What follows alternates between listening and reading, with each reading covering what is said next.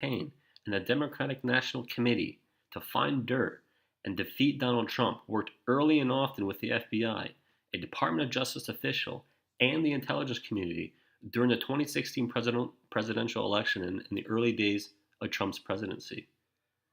Fusion GPS's work and its involvement with several FBI officials have all been reported.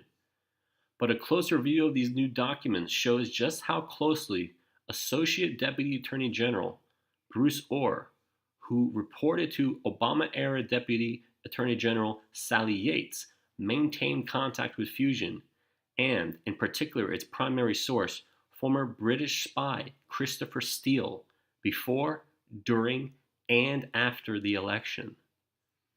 Sally Yates was fired by President Trump over an unrelated political dispute. Bruce Orr was demoted recently. Bruce Orr's own notes, emails, and text messages show he communicated extensively with Christopher Steele and with Fusion GPS founder Glenn Simpson. Those documents have been turned over in recent weeks to investigative bodies in Congress and the DOJ, but not reviewed outside the investigative ranks until now. They show Bruce Orr had contact with Christopher Steele in the days just before the FBI opened its Trump-Russia probe in summer 2016, and then engaged Steele as a confidential human source, assisting in that probe. They also confirmed that Bruce Orr later became a critical conduit of continuing information from Christopher Steele after the FBI ended his role as an informant. Bruce, doubtless a sad and crazy day for your Sally Yates, Steele texted Bruce Orr on January 31st, 2017, referencing President Trump's firing of Sally Yates for insubordination.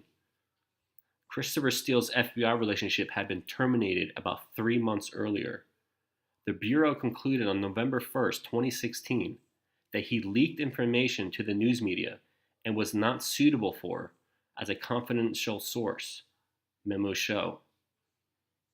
The FBI specifically instructed Christopher Steele that he could no longer operate to obtain any intelligence whatsoever on behalf of the FBI. Yet, Christopher Steele asked Bruce Orr in the January 31st text exchange if he could continue to help feed information to the FBI.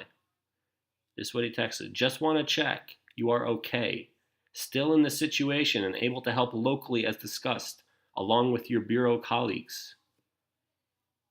Bruce Orr texted back, I'm still here and able to help as discussed. I'll let you know if that changes. Christopher Steele replied, if you end up out though, I really need another Bureau contact, point/number, who is briefed. We can't allow our guy to be forced to go back home. It would be disastrous. Investigators are trying to determine who Christopher Steele was referring to in that text. FBI officials now admit they continued to receive information from Steele through Bruce Orr, identifying more than a half dozen times its agents interviewed Bruce Orr in late 2016 and 2017 to learn what Christopher Steele was saying. So the FBI fired Christopher Steele, said don't collect intelligence, and then they ended up through a back channel through Bruce Orr of the Department of Justice still collecting information from him.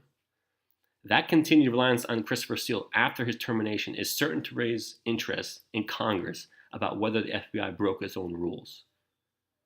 But the memos also raised questions about Bruce Orr and the Justice Department's role in the origins of building a counterintelligence case against a Republican presidential nominee, based heavily on opposition research funded by his rival's campaign, Hillary Clinton, the DNC, who Hillary Clinton owned, and her law firm, Perkins Coie. Some of those more tantalizing Bruce Orr contacts occurred in the days when Steele made his first contacts with the FBI in summer 2016 about the Russia matter. There is something separate I want to discuss with you informally and separately. It concerns our favorite business tycoon. Christopher Steele wrote that to Bruce Orr on July 1st, 2016. That overture came just 4 days before Christopher Steele walked into the FBI office in Rome with still unproven allegations that Trump had an improper relationship with Russia including possible efforts to hijack the presidential election. Bruce Orr scheduled a call with Christopher Steele over Skype a few days later, but then the two men met in Washington on July 30th, 2016 at the Mayflower Hotel. Bruce Orr brought his wife, Nellie, who was working at Fusion GPS, on the Trump-Russia research project. "Great to see you and Nellie this morning, Bruce." Christopher Steele wrote that shortly after their breakfast. Then he said, "Let's keep in touch on the substantive issues. Glenn is happy to speak to you on this if it would help." That meeting occurred exactly 1 day before FBI counterintelligence official Peter Strzok formally opened an investigation dubbed Crossfire Hurricane into whether the Trump campaign was colluding with Moscow to steal the election. At the time, the case was based mostly on an Australian diplomat's tip that Trump campaign advisor George Papadopoulos appeared to know in advance that the Russians possessed information involving Hillary Clinton before hacked documents were released on WikiLeaks. Soon, the case expanded to include allegations that Trump advisor Carter Page might have ties to Russia, an uncorroborated allegation from Fusion GPS's research now known as the Steele dossier. Calendar notations and handwritten notes indicate Bruce Orr followed up on Christopher Steele's offer and met with Simpson on August 22, 2016. Bruce Orr's note indicates Simpson identified several possible intermediaries between the Trump campaign and Russia. One was identified as a longtime associate of Trump who put together several real estate deals for Russian investigators to purchase Trump properties. Another was a Russian apparently tied to Carter Page, Bruce Orr's note of a Simpson contact indicated. Christopher Steele offered Bruce Orr many other theories over their contacts, including a now widely discredited one that the Russian Alpha Bank had a computer server as a link to the Trump campaign, Bruce Orr's notes show. Though much of Steele's information remained uncorroborated, the FBI nonetheless took extraordinary step in October 2016 of seeking a Foreign Intelligence Surveillance Act surveillance warrant to monitor Carter Page during the final days of the election, based mostly on the Steele's dossier. The warrant was renewed at least 3 times, but Page was never even charged.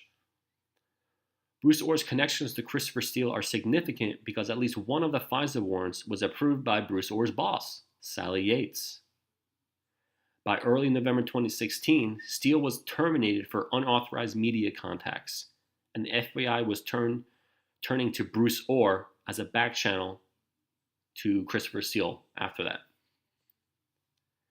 Bruce Orr's notes suggest he met November 21st, 2016 with FBI officials that included Peter Strzok, then FBI attorney Lisa Page, and another agent.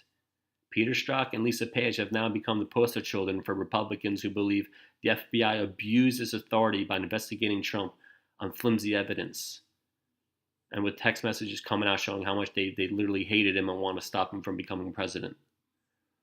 FBI records confirm an interview with Bruce Orr around that time. Bruce Orr's notes from that meeting indicate that FBI officials told him they may go back to Christopher Steele just 20 days after dismissing him. In all, Bruce Orr's notes, emails, and text messages identify more than 60 contacts with Steele and/or Simpson, some dating back to 2002 in London, but the vast majority occurred during the 2016-2017 timeframe that gave birth to one of the most controversial counterintelligence probes in American history. Most importantly, the new memos made clear that Bruce Orr, a man whose name was barely uttered during the first 18 months of the scandal, may have played a critical role in stitching together a Democrat opposition research project and top echelons of the FBI and DOJ. Representatives for the Justice Department and FBI did not return calls Tuesday seeking comment. Not surprising. A message left on the cell phone for Bruce and Nellie Orr seeking comment was not returned.